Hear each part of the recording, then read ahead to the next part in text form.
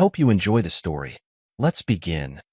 The mechanical hum of Keaton's workshop provided a steady backdrop as he adjusted the final components on his latest project. His fingers, calloused from years of precision work, tightened the last screw with practiced ease. At 39, Keaton Briggs had built a reputation designing custom machinery for Portland's growing eco-friendly startups.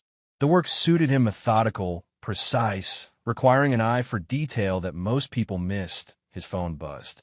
A message from Arlize. "Don't forget dinner tonight. 7 sharp." Keaton checked his watch. 5:43 p.m. He hadn't forgotten, but the reminder struck him as odd. Their 10th anniversary had passed last month with little fanfare. Arlize had been at a wellness retreat. Now she was insisting on celebrating his birthday with unusual enthusiasm. When he pulled into their driveway at 6:52, the house glowed warmly against the darkening Portland sky. Inside, Arlize moved through their modernist living room with a fluid grace that had first drawn him to her 5 years earlier. Her dark hair was pulled back in a sleek knot. Her dress simple but elegant, a calculated contrast to the minimalist decor she'd curated for their home. "Right on time," she said, her smile not quite reaching her eyes. "Come sit." Dinner was his favorite: grilled salmon with roasted vegetables, but Keaton found himself studying his wife more than enjoying the meal. Something in her posture seemed rehearsed, her laughter a beat too deliberate when he mentioned a client's bizarre request for a machine that sorted mushroom spores. The space between them felt wider than the polished dining table. "I got you something," Arlize said, pushing a small box across the table after they'd finished eating. "Happy birthday." Keaton opened it carefully. Inside, nestled against dark velvet, was a gold wristwatch. Not sleek or minimalist like everything else Arlize chose, but ornate, almost baroque in its detailing. The face was cream-colored, the numerals elegantly scripted. It looked expensive and completely unlike anything she would normally select. "It's vintage," she explained, watching him intently. "I thought you might appreciate the craftsmanship." "It's beautiful," Keaton said, genuinely surprised. He slipped it onto his wrist, feeling its substantial weight. "Where did you find it?" "A little antique shop downtown." The owner said it was from the 1940s. "Swiss-made." She reached across and adjusted the clasp. Her fingers lingered on his wrist a moment too long, almost possessive. "It suits you." Later, as they sat on opposite ends of their sofa, Keaton caught her staring at the watch on his wrist, her expression unreadable. When he asked if everything was all right, she smiled and moved closer, initiating physical contact for the first time in weeks. "Everything's perfect," she murmured, kissing him with unexpected intensity. That night, for the first time in months, they slept together. As Arlize drifted off beside him, Keaton stared at the ceiling, unsettled by the sudden shift. Something had changed, but he couldn't put his finger on what. The silent distance of recent months had been replaced by something that felt equally wrong: a performance of intimacy that rang hollow. The watch gleamed on the nightstand, catching moonlight through the blinds. A thoughtful gift, perhaps, but it felt like a piece from someone else's life, not theirs. Keaton flexed his hand in the darkness, still feeling the phantom weight of the timepiece on his wrist point 3 days after his birthday. Keaton woke with a splitting headache and a mouth that tasted like copper. He stumbled to the bathroom, splashed cold water on his face, and stared at his reflection.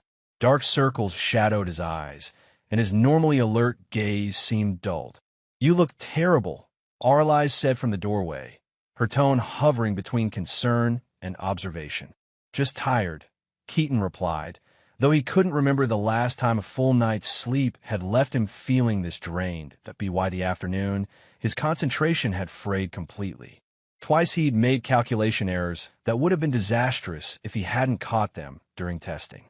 His skin itched, especially around his wrist where the watch sat. When he stood too quickly, the world tilted and swam. Keaton drove to Beau's auto shop after work, needing the simple comfort of his oldest friendship. The garage smelled of oil and metal, familiar and grounding. Beau Chandler was bent over the engine of a classic Mustang, his broad shoulders straining against his work shirt. At 42, the former Marine still moved with military efficiency, his hands steady despite their size.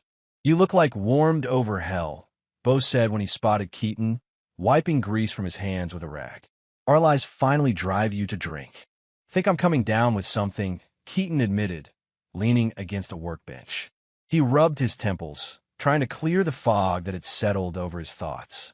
"Been feeling off since Monday." Bo's eyes narrowed as he took in Keaton's appearance. "That new?" he asked, nodding toward the gold watch. "Birthday gift from Arlize." Bo let out a low whistle. "Fancy. Not our usual style, though." "That's what I thought." "Things any better between you two?" Bo asked, passing Keaton a bottle of water from a small refrigerator in the corner. Keaton took a long drink before answering. "Different. Not better. She's been attentive since my birthday.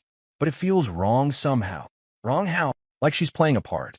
Keaton flexed his hand, noticing the red irritation around his wrist where the watch had been. "We barely touched for months, then suddenly she can't keep her hands off me. But it's cold, calculated. Like she's checking boxes." Bo crossed his arms, his expression darkening. "You sure she's not trying to clock you out early?" "What?" "That fancy new watch. You start feeling sick right after you get it." Bo gestured to Keaton's reddened wrist. "Could be an allergy to the metal, I guess. Or something else." Keaton stared at his friend, the suggestion too absurd to consider. "You think my wife is trying to poison me with a watch?" Bo shrugged, but his eyes remained serious. "I think it's weird that she gets you jewelry that looks nothing like what she likes, then you get sick.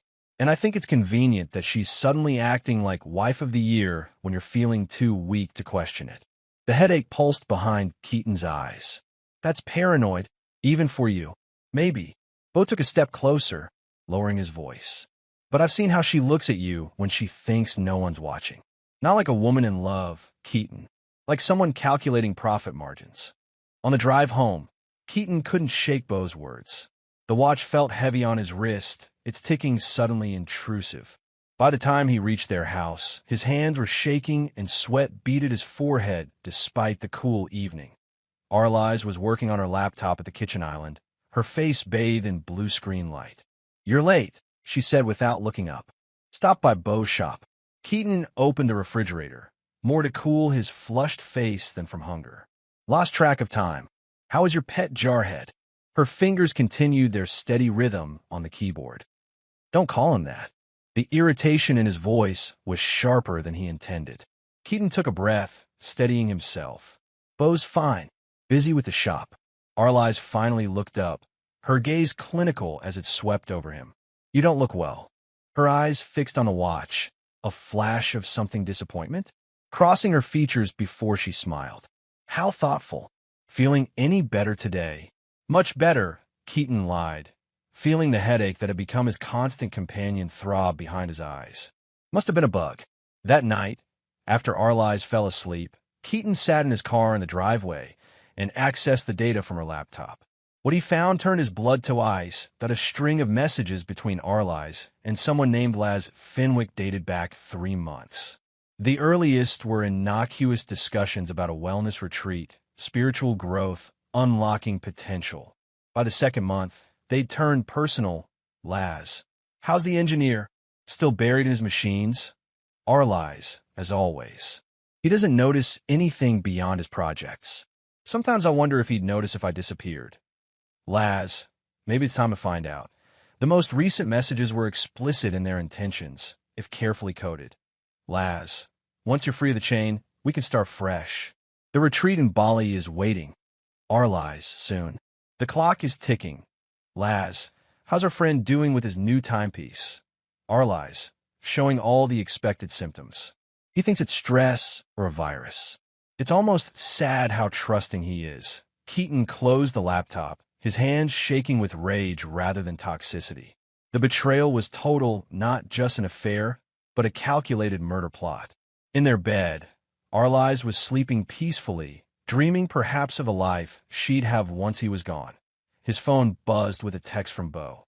"Found something. Call me point 20 minutes later." Keaton was looking at a photograph on Bo's phone. It showed Arlize entering an upscale apartment building downtown. "Took this yesterday during her supposed gym time," Bo said. "She spent 2 hours there." "Who lives there?" "Got the name from the doorman. Lazarus Fenwick, 41. calls himself a life strategist and motivational speaker. Charges $5,000 for weekend retreats. No formal qualifications, but he's got quite the following among bored rich people looking for meaning. Keaton recognized the name from the emails. Laz, you know him? I know he's sleeping with my wife and helping her kill me. Beau's expression hardened. What do you need me to do? I need to know everything about him. Where he goes, who he meets, any weaknesses or secrets. Keaton stared at the photograph, at the eager anticipation on Arli's face as she entered the building. And I need to play dead while I figure out exactly how deep this conspiracy goes. The home office yielded more evidence. Behind a false panel in Arli's desk drawer installed during the renovation she'd insisted on last year, Keaton found a manila envelope containing documents with his forged signature. A revised will leaving everything to Arli's. A medical power of attorney giving her complete control over his healthcare decisions. Credit applications in his name. Using the cameras he'd installed, he watched Arli's enter the office when she thought he was at work.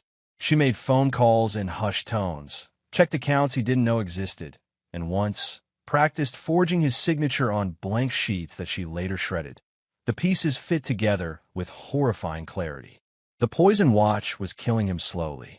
The forged documents ensured Arli's would control his medical care and inherit his assets. The credit lines in his name, totaling over $250,000, would provide immediate cash after his death. One evening, as they sat across from each other at dinner, Keaton deliberately knocked over his water glass. As Arli's moved to clean up the spill, an image flashed in his mind. Her father, Eldon McKee, at their wedding reception, watching his daughter with calculating eyes. "You're just like him, aren't you?" Keaton said quietly. Arli's froze, paper towels in hand. "Like who?" "Your father. The way he measured everything by its value. The way he taught you that weakness deserves punishment." Something shifted in her expression: surprise, then wariness. Dad was a businessman. He understood how the world works. He was a sociopath who treated you like an investment. Keaton held her gaze. "And now you're following his playbook." For a moment, genuine emotion cracked through her facade: anger, pain, defiance. Then her mask slipped back into place. "You're confused again. Did you take your medication?" "No medication for what I've got," Keaton replied, letting weariness seep into his voice. This was the role he needed to play: the declining husband, unaware of the plot against him. "Just tired. Don't mind me." Later, reviewing the camera footage, he watched Arli's make a call after he'd gone to bed. "He's getting worse," she said to someone, Laz, presumably.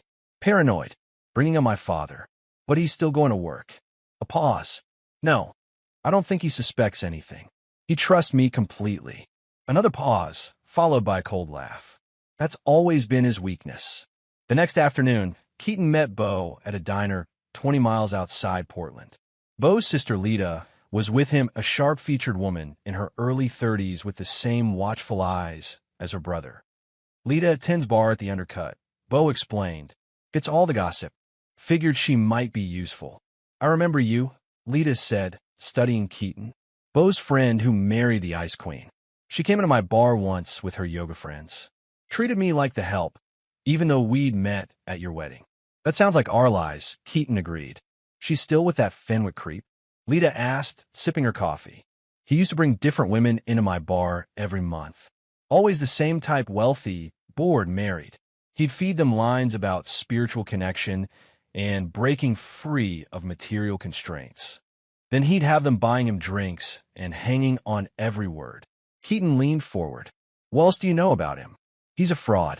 Claims he was some high-powered executive who had a spiritual awakening, but I know for a fact he was selling timeshares in Florida 5 years ago. Got sued for fraud. Reinvented himself as a guru and moved here." "Any weaknesses?" Lita's smile was sharp. "Gambling. High-stakes poker. He loses more than he wins, but keeps going back. And he's got a temper. When he's losing, got banned from a couple of underground games for making threats." The door to the diner opened, admitting a gust of cold air and a woman in her 50s with steel-gray hair and alert eyes. She spotted their table and walked over with confident strides. "Vonda Arkin," Beau said by way of introduction. "Former lawyer. Now works as a paralegal." specializes in creative legal solutions. You must be the husband, Vonda said, sliding into the booth beside Lita. Bo, fill me in. You've got yourself a situation. My wife is trying to murder me and steal everything I own, Keaton said flatly. I'd call that a situation. Vonda nodded, unperturbed. Seen it before? Not usually with poison watches, but the motivation's always the same. Greed, control, a new lover. She pulled out a legal pad. What do you want to happen here? I want to expose them. Both of them. And I want to make sure Arlize doesn't get a penny of my money or a moment of freedom to enjoy her new life. Revenge, then. Vonda made a note. That's fine, but we need to be smart about it. You've got evidence of the poison watch. The pawnbroker who identified it is willing to testify. I've got the blood tests showing mercury poisoning, and I've saved the emails between Arlize and Laz discussing my deteriorating health. Good start. Not enough. Vonda's pen moved across the paper in quick strokes. We need to catch them explicitly planning your death. And we need to document the fraud with the forged documents. What's your timeline? I'm supposed to be dead within a month, based on the expected progression of the symptoms. Arlize has been talking about a healing weekend at a lakeside cabin next week. Perfect, Vonda said. If they're planning to accelerate things, that's where they'll discuss it. We need eyes and ears on that cabin. I've been following Fenwick, Bo added. He's married with kids, lives in Seattle. Comes down here 3 days a week, tells his wife he's running retreats. She has no idea about Arlize or the other women. Keaton felt cold clarity settling over him. So we have leverage. We have the beginnings of a plan, Vonda corrected. But we need to be careful. One wrong move, and they'll know you're onto them. Then they might try something more direct. Let them try, Keaton said, his voice hard. I'm done being the trusting husband. Keaton began his performance the next day. He stumbled slightly when rising from his chair at breakfast. He paused mid-sentence, pretending to search for words. He rubbed his temples frequently, wincing at loud noises. All the while, he watched Arlize watching him, noting the clinical assessment in her gaze. I made an appointment with Dr. Reiner, she told him over dinner. For next Tuesday, Keaton recognized the name from the forged medical power of attorney. Never heard of him. He specializes in neurological disorders. Arlize's voice was gentle, concerned the perfect worried spouse. With your symptoms, we should rule out anything serious. What symptoms exactly? Keaton asked, deliberately slurring the word exactly slightly. The headaches, the confusion, the memory lapses. She reached across the table to take his hand. You forgot your own mother's name yesterday. He hadn't, of course, but he nodded slowly, as if this information was troubling but not surprising. Maybe you're right. I should see someone. The flash of satisfaction in her eyes was quickly masked by sympathy. I'll take care of everything. You just focus on resting. That night, she helped him to bed like an invalid, her touch gentle but impersonal, a nurse with a terminal patient. When she thought he was asleep, she made another call to Laz. It's working perfectly, she whispered. The doctor will document his cognitive decline. I've already spoken with him about potential causes: early onset dementia, brain tumor. He'll order tests, but by the time they come back, Keaton listened, recording everything through the camera he'd hidden in the bedroom air vent. Each piece of evidence was another nail in her coffin. Meanwhile, Bo and Lita continued their surveillance of Laz. They discovered he had conned at least 3 other women in similar situations, bored wives looking for excitement, meaning, or escape. None had gone as far as attempted murder, but all had transferred significant funds to him before the relationships ended. He's got a pattern, Bo reported during one of their clandestine meetings. Meets them at his retreats, identifies vulnerabilities, promises transformation. Always targets women with money and unhappy marriages. And Arlize fell for it completely. Keaton said, the betrayal still raw despite everything he'd learned. She was the perfect mark, Lita added. Rich, discontented, raised by a father who taught her that power is the only thing that matters. Fenwick just tapped into what was already there. The healing weekend was scheduled for the following Friday, supposedly a retreat for Keaton to rest and recover at a remote cabin by Lake Oswego. In reality, based on fragments of conversation he'd overheard, it would be the site of his accidental drowning. They've rented the cabin for the full week, Vonda confirmed, having traced the booking through her contacts. Paid cash, but I got the address. Isolated spot, private dock. Perfect for staging an accident. We need ears inside that cabin before they arrive, Keaton said. If they're planning to kill me there, I want it recorded. Bo nodded grimly. Leave it to me. The cabin stood alone at the end of a gravel road, surrounded by tall pines and overlooking a quiet cove. Bo parked his truck out of sight and approached on foot, carrying a backpack of surveillance equipment. The lock on the back door yielded to his expertise in under a minute. Working quickly, he placed tiny cameras and microphones throughout the main living area, bedroom, and dock. The final touch was a weather-resistant drone the size of a hummingbird, which he hid in the chimney with a clear view of the dock area. All set, he reported to Keaton via text. Everything feeds directly to your secure server. Motion activated and running on independent battery power. The next day, following the GPS tracker Bo had placed on Arlai's car, they watched from a distance as she arrived at the cabin. An hour later, Laz Fenwick's Audi pulled up beside her Lexus on the laptop screen in Bo's truck. They watched the couple embrace in the cabin's living room. Laz was tall and fit, with the practiced good looks of a man who'd made his appearance part of his brand. His smile as he kissed Arlai's had a predatory quality. Let's talk through the plan again, Laz said, pouring wine into 2 glasses. Keaton's condition has been deteriorating for weeks. You bring him here for rest, privacy. Dr. Reiner has already documented cognitive issues and balance problems, Arlai's added, taking the wine. The mercury is affecting his neurological function, just as expected. Perfect. So Friday night, we give him something to help him sleep. I've got a sedative that won't appear in routine toxicology. Good girl. Laz's smile widened. Once he's under, we take him down to the dock. A tragic accident, he woke disoriented, wandered outside, fell in the water. With his documented medical issues, no one will question it. Arlai sipped her wine, her expression coolly practical. I've already spoken with the life insurance company about his concerning symptoms. They're expecting a claim. And how much is that claim worth? Laz asked, moving behind her to massage her shoulders. $2 million, plus the house, his business shares, and the new credit lines. Altogether, close to $5 million. She leaned into his touch. Enough for a fresh start far from here. You're brilliant, Laz murmured, kissing her neck. I knew the moment I met you that we were meant for greater things. In the truck, Keaton watched the scene unfold with cold fury. Here was the irrefutable proof: his wife and her lover calmly discussing his murder over wine, planning to drown him and collect his life insurance. We've got them, Bo said quietly. Every word recorded. Not just recorded, Keaton replied, activating the drone hidden in the chimney. Its tiny camera zoomed in on Arlai's face as she laughed at something Laz whispered in her ear. Documented from every angle. On the cabin deck, the couple moved to the railing overlooking the water.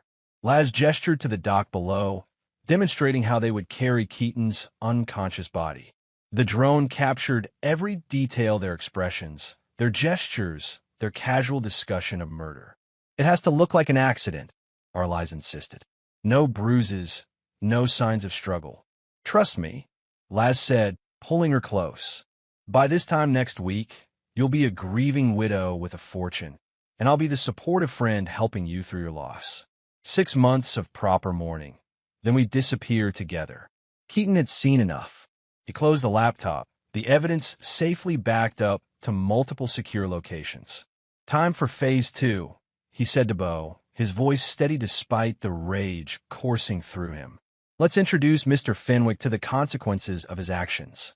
The coffee shop was crowded, providing both witnesses and anonymity exactly what Keaton wanted for this confrontation. He spotted Laz Fenwick at a corner table, scrolling through his phone while sipping an elaborate espresso drink. The man exuded confidence, from his carefully styled hair to his expensive casual clothes. Keaton approached directly, sliding into the seat across from him without invitation. Lazarus Fenwick, life strategist, motivational speaker, adulterer. Laz looked up, startled, then quickly composed his features into professional concern. I'm sorry, do I know you? You know my wife. Arlize Briggs. Recognition flickered in Laz's eyes, followed immediately by calculation. His smile never wavered. Ah, Keaton, Arlize has mentioned you. She's been very concerned about your health recently. I'm sure she has. Keaton kept his voice level, studying the man who had plotted his death. She tells you everything, doesn't she? Laz set down his phone, his posture shifting subtly more alert, evaluating the threat. Arlize and I have a professional relationship. I've been helping her navigate the stress of your illness. Is that what you call it? Because from where I'm sitting, it looks like you're sleeping with my wife and planning my funeral. The smile finally slipped. Laz leaned forward, lowering his voice. I don't know what you think you know, but you're clearly unwell. Arlize told me about the paranoia, the confusion. You should be under medical care, not throwing around accusations in public. I'm not confused about what I saw at the lake house yesterday. Keaton held Laz's gaze steadily. The two of you seemed very comfortable planning my drowning. Alarm flashed across Laz's face before he could mask it. That's absurd. You weren't anywhere near the lake house. No, but my cameras were. And my microphones. Very thorough equipment. Captures everything, even discussions about sedatives and life insurance payouts. Laz's expression hardened. You're bluffing. And even if you weren't, it would be your word against ours. A mentally deteriorating man versus two credible witnesses. Except I'm not deteriorating. The mercury poisoning from that antique watch was real enough, but I caught it early. I've been faking the worst of the symptoms. Keaton allowed himself a cold smile. You should see the look on Arlize's face when she thinks I'm not watching, so satisfied with her handiwork. Laz pushed back from the table, gathering his things. This conversation is over. I suggest you seek help before you do something you'll regret. As he stood to leave, Keaton casually slid a photograph across the table. It showed two children, a boy around 10 and a girl perhaps 7, playing in a yard outside a Seattle suburban home. Beautiful family, Keaton said quietly. Do they know their father spends his weekends planning murders with his mistresses? Or does your wife, Deborah, still believe you're running spiritual retreats? Laz froze, his face draining of color. He snatched the photograph, crumpling it in his fist. You stay away from my family, like you stayed away from mine. Keaton stood, coming eye to eye with the taller man. You have 24 hours to end whatever this is with Arlize. After that, everything I have goes to the police and to Deborah. You'll be gone in a week anyway. Laz hissed, his composed facade cracking completely. I'll be comforting your widow while you rot. We'll see who's comforting whom. Keaton turned to leave, then paused. Oh, and Laz, I know about Florida. The fraud charges. The investors you cheated. I wonder if the Oregon State Licensing Board knows about that history. Laz's face contorted with rage. You're dead already, he spat. You just don't know it yet. Keaton smiled, the expression never reaching his eyes. No, Laz, you're the one who doesn't know what's coming. The anonymous packages were delivered simultaneously, one to Deborah Fenwick in Seattle, one to Arlize's parents in Beaverton, one to the Oregon Professional Licensing Board, and one to the detective who had investigated Laz's fraud case in Florida. Each contained selected evidence, photos of Laz and Arlize together, transcripts of their conversations planning Keaton's murder, documentation of the poison watch, financial records showing money transfers from Arlize to Laz, copies of the forged documents. B.O. watched Laz's apartment building, while Keaton monitored the surveillance feeds at home. It didn't take long for the chaos to begin. Deborah Fenwick called her husband 17 times in the span of 2 hours. When he finally answered, their conversation was explosive, her screams audible even through the closed windows of his downtown apartment. Meanwhile, Arlize received a call from her father. Keaton watched through the hidden camera as she paced the living room, her voice rising in defensive anger. It's not what it looks like, she insisted. Keaton is mentally ill. He's been making wild accusations, forging documents to frame me. A pause. Of course I'm not trying to kill him. I've been taking care of him through this whole breakdown. When she hung up, her composed facade had cracked. She immediately called Laz, but he didn't answer. Her next call was to their bank, where she attempted to transfer funds from their joint account to one in her name only. Keaton had anticipated this. All accounts were already frozen, pending a fraud investigation he'd initiated through Vonda's legal channels. The final blow came that evening. Bo called Keaton, his voice tight with excitement. Fenwick's on the move. Packed a suitcase, cleaned out his apartment. Looks like he's running. Stay with him, Keaton instructed. Let me know where he goes. 3 hours later, Laz Fenwick was arrested attempting to board a flight to Mexico using a false passport. The airport security had been tipped off anonymously about a passenger matching his description carrying large amounts of undeclared cash. When Arlize learned of Laz's arrest from the evening news, she tried calling him again repeatedly. Each time, the call went straight to voicemail. Keaton watched her growing panic with grim satisfaction. The trap was closing. That night, he didn't come home. Instead, he sent Arlize a text. Working late. Don't wait up at in reality. He was meeting with Detective Miranda Torres of the Portland Police Department, laying out evidence of the murder plot, the fraud, and the conspiracy. Torres listened without interruption, her expression growing more grave with each revelation. This is extraordinarily well documented, she said when he finished. Most victims don't have this level of evidence. Most victims don't catch on until it's too late, Keaton replied. When will you make the arrest? We'll pick her up tomorrow morning. In the meantime, do not go home. Do not contact her. If she realizes you're onto her, there's no telling what she might do. Keaton nodded, thinking of the woman he'd married, the woman he thought he knew. She won't expect it. She still thinks I'm her slowly dying husband, oblivious to everything. That's what will make this stick, Torres said, gathering the evidence files. The completeness of her deception, documented in her own words.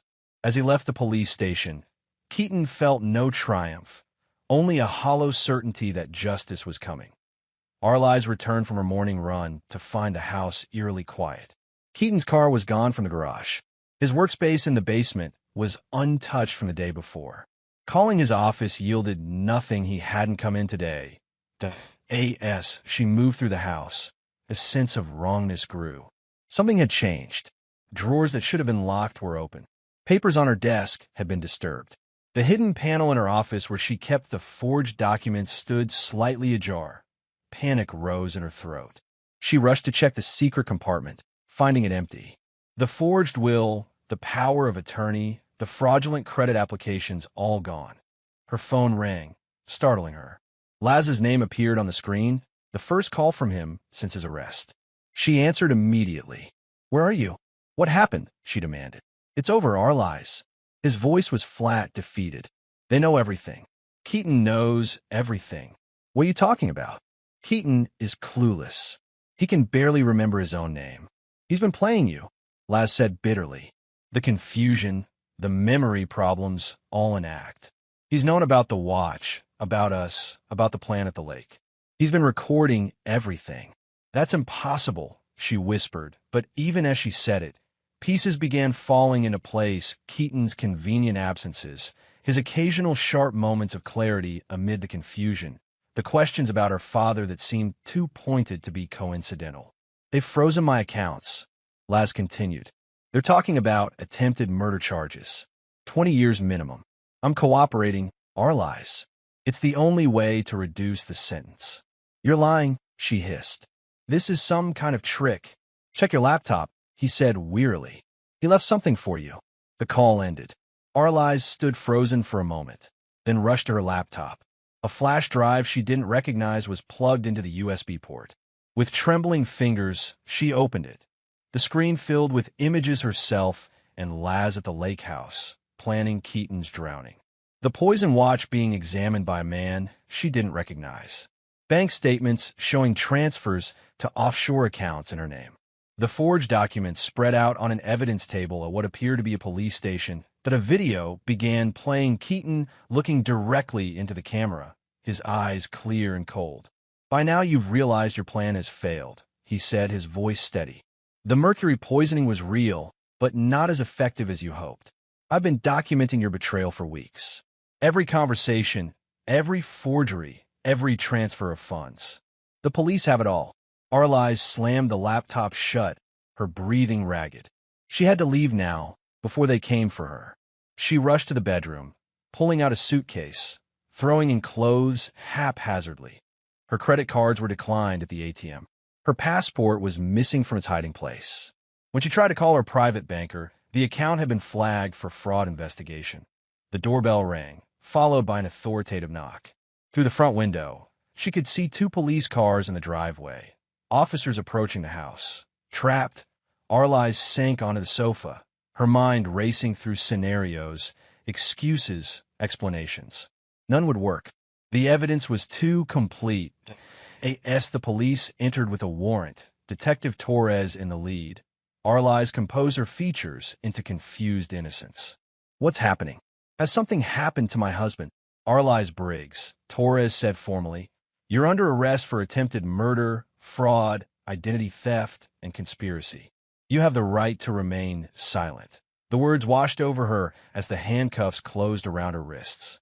Through the window, she caught a glimpse of Keaton standing beside Bo Chandler near one of the police cars. His face was impassive as he watched her being led out of the house they'd shared. Keaton, she called desperately. This is all a mistake. I was trying to help you. He didn't respond, didn't even look at her directly. His gaze was fixed somewhere beyond her, already moving past this moment, past her. As they placed her in the back of the police car, the reality of her situation finally broke through her denial. Everything was gone, Laz. The money, the future she'd planned. All of it destroyed by the husband she'd underestimated completely. The courtroom was quieter than Keaton had expected, the proceedings moving with efficient gravity. He sat in the front row beside Bo and Vonda, watching as Arlize was led and wearing a beige jumpsuit that drained the color from her face, but she'd lost weight in the weeks since her arrest. Her hair, normally styled to perfection, was pulled back severely from her face. But her posture remained proud, defiant even in defeat. The evidence presentation was methodical and devastating. The prosecution played recordings of Arlize and Laz planning Keaton's death. They showed the poison watch, now sealed in an evidence bag, and explained the mechanism of the dimethylmercury delivery system. Medical experts testified about Keaton's blood tests, confirming mercury poisoning consistent with the watch exposure. Financial records detailed the money trail funds siphoned from joint accounts, credit lines opened in Keaton's name, life insurance policies recently increased. The forged documents were presented with handwriting analysis confirming Arlize as the forger. Most damning was Laz's testimony. In exchange for a reduced sentence, he provided complete details of the conspiracy, from its inception at the wellness retreat to the final plans for Keaton's accidental drowning at the lake. Throughout it all, Arlize maintained her composure, occasionally whispering to her attorney. Only when Keaton took the stand did her mask slip, revealing flashes of the cold fury beneath. Mr. Briggs, the prosecutor asked, when did you first suspect your wife was trying to kill you? Well, I began experiencing symptoms after wearing the watch she gave me, Keaton replied, his voice steady. A friend suggested I have it examined. That's when I learned it contained poison. And rather than confront her immediately, you gathered evidence. Yes, I needed to understand the full extent of her plans. Keaton looked directly at Arlize for the first time. I needed to know if there was any explanation besides the obvious that my wife wanted me dead. What did you discover? That she and her lover had been planning my murder for months. That she had forged documents to control my assets after my death. That she had systematically created a false medical history suggesting I was mentally deteriorating to make my eventual death seem unsurprising. Arlize's attorney cross-examined him aggressively, suggesting that Keaton had manipulated evidence, that his surveillance was illegal, that he had entrapped his wife. Through it all, Keaton remained composed, answering truthfully but without emotion. When the verdict came 3 days later, it was unanimous on all counts. Guilty of attempted murder in the first degree. Guilty of conspiracy. Guilty of fraud, forgery, identity theft. The judge prepared to announce sentencing. Arlize was given the opportunity to speak. She rose slowly, turning to face Keaton rather than the judge. I made a mistake, she said, her voice breaking with what might have been genuine emotion. I was unhappy, confused. Laz manipulated me, made me believe things that weren't true. I never would have gone through with it. Tears spilled down her cheeks. "Please, Keaton. You know me. You know I'm not a murderer." The courtroom was silent, all eyes on him. Keaton met her gaze steadily. "The sentencing is in the judge's hands, not mine," he said quietly. "But I do know you, Arlies. Better than you think. I know you're exactly what the evidence shows you to be." Her face hardened. "You were never a man," she hissed, the mask of contrition falling away completely. "Just a project, a means to an end. My father was right about you, weak, easily controlled. Yet I survived what you couldn't kill," Keaton replied simply, turning away from her. The judge sentenced her to 22 years in prison without possibility of parole for 10 years. As she was led away, Arlies never looked back at the husband whose murder had been meant to fund her new life. Outside the courthouse, reporters called questions that Keaton ignored. Beau's solid presence beside him kept the crowd at bay as they made their way to the car. "It's over," Beau said once they were driving away. "She can't hurt you anymore." Keaton watched the courthouse recede in the side mirror. "It was over the moment I found out about the watch. Everything since then has just been procedure." 6 months later, Keaton pulled into the gravel parking lot beside Beau's auto shop. The building next door, once a defunct warehouse, now sported a fresh coat of paint and a new sign: Bridgetown Maker's Workshop. Inside, the space had been transformed. Workbenches lined the walls, each equipped with tools and safety equipment. Computer stations with design software occupied one corner. A central area held larger machinery, 3D printers, laser cutters, metalworking equipment. Hubby was showing a group of teenagers how to safely operate a lathe, his patient instructions punctuated by questions from the enthusiastic students. He looked up as Keaton entered, offering a quick nod before returning to his demonstration. This was their new venture, a community workshop where young people could learn practical engineering and mechanical skills. Funded in part by the sale of Keaton's former house, he couldn't bear to live there after everything that had happened, and by grants Vonda had helped secure, the workshop was already proving popular. Keaton moved through the space, checking in with students, answering questions about a robotics project one group was struggling with. The work gave him purpose, a way to channel his expertise into something positive after so much darkness. Later, as the last students left, and he helped Beau close up, Keaton felt a familiar weight in his pocket. "Almost forgot," he said, pulling out a small box. "Got something for you." Beau opened it to find a sleek modern wristwatch with a simple black band. "What's this for?" "A thank you for having my back, for believing me when even I wasn't sure what was happening." Keaton managed a small smile. "Don't worry, this one's not poisoned." Beau laughed, strapping the watch to his wrist. "Never doubted you for a second, even when you married her.